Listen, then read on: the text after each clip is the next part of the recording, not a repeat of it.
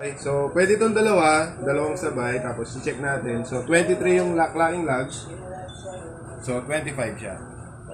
Dapat yung pad po natin is hindi nakapatong sa wire mesh metal. So i-modify na po natin yung pad natin. So kahit mataas po ganyan, makuha po ito, dalawa, yun. So 6, okay po sila, parehas po sila Ano? Tapos, after po nun, kahit po nakapatay yung screen niya, so unlike po dun sa ibang OTG na hindi nakapatay yung screen, hindi aandar. Ito po, kahit nakapatay yung screen, aandar. So, hindi rin pala consume ng malakas sa battery, di ba? Yes po, kaya nga po ito po yung pinapakuha namin. Para po ma-minimize yung paggamit nila ng battery, no? Oo, battery. Okay? Kasi, phone-based po siya kumukuha ng battery. So, ito po yung one natin.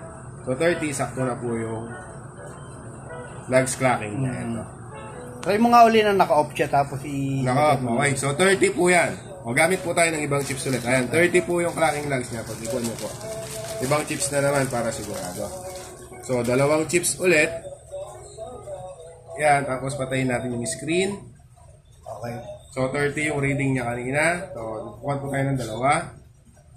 Tapos check po natin dito kung na-read po.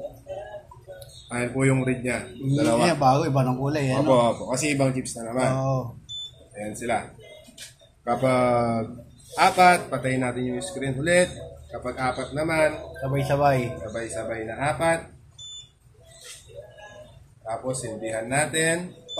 Nahulog. 4 pa rin na yan. 4 pa rin. 1, 2, 3, 4. Ito kanina. Okay. Yung iba po kasi kapag nakapatay yung screen, nadi-display. Yun nga eh. Yun. So ito, pinalitan muna natin yun. Ikukuha mo. Ako naman yung magkuhan.